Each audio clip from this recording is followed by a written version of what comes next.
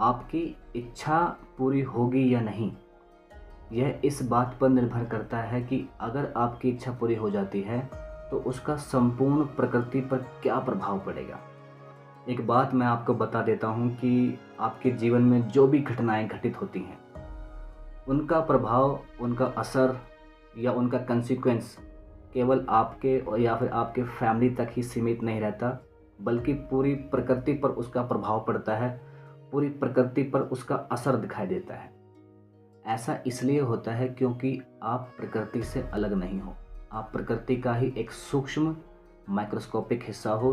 ठीक उसी प्रकार जिस प्रकार आपकी बॉडी में बह रहे खून में पाई जाने वाली रक्त कणिकाएं, जिन्हें हम ब्लड सेल्स कहते हैं, वो रक्त कणिकाएं दिखने में भले ही कितनी ही छोटी क्यों ना हो, लेकिन उन पर पड़ने वाले प्रभाव का असर आपकी बॉडी पर भी दिखाई पड़ता है, क्योंकि उनसे ही आपकी बॉडी बनी हुई है।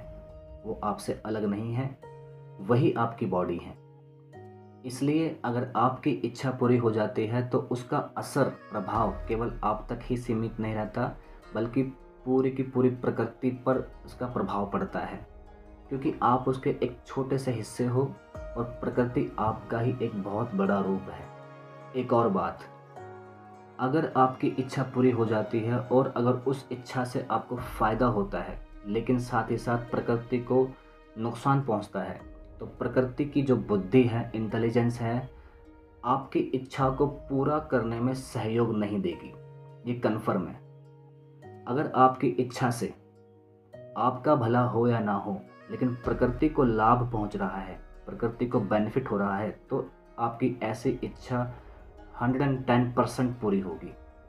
तो प्रकृति आपका सहयोग तब देगी जब आपकी इच्छा में आपके लाभ के साथ साथ प्रकृति का भी लाभ हो रहा हो।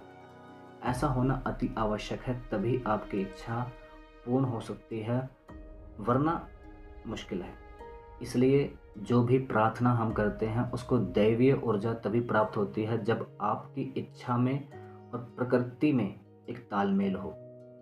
प्रकृति जो है आपकी इच्छा के विरोध में न खड़ी हो जाए, और विरोध में तभी खड़ी होती है जब उसे ऐसा प्रतीत होता है कि आपकी इच्छा में कहीं ना कहीं पूरी प्रकृति को नुकसान पहुंच रहा है।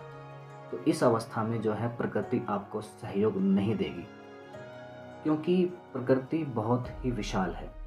वो अपने आप में एक जीव है, एक लिविंग ऑर्गेनिज्म, और उसी लिविंग ऑर्गेनिज्म के हम एक छोटे से अंश हैं, एक छोटा सा हिस्सा है।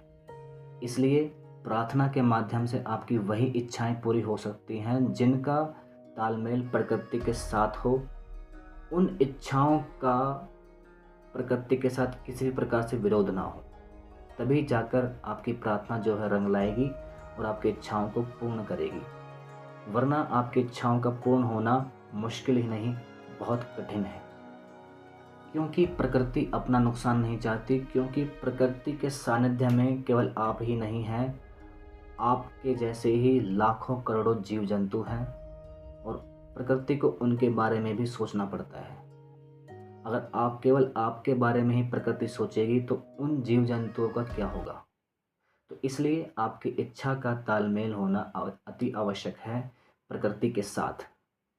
तो प्रार्थना के इस चैप्टर में हमने ये सीखा कि किस प्रकार की इच्छाएं आपकी पूरी हो सकती हैं और कौन सी ऐसी इच्छाएं हैं जो प्रकृति आपकी पूरी नहीं करेगी। प्रार्थना के अगले चैप्टर में हम सीखेंगे कि प्रार्थना करने का सही समय क्या होना चाहिए। क्या समय का प्रार्थना पे असर पड़ता है? ऐसा कौन सा समय है जिस समय पर प्रार्थना करना सबसे ज़्यादा फ़ायदेमंद आपके लिए साबित हो सकता है? तो हमारी नेक्स्ट वीडियो प्रेयर चैप्टर 4 को देखना ना भूलें, जहाँ पर मैं आपको प्रार्थना करने का सही समय के बारे में जानकारी दूंगा। Thank you.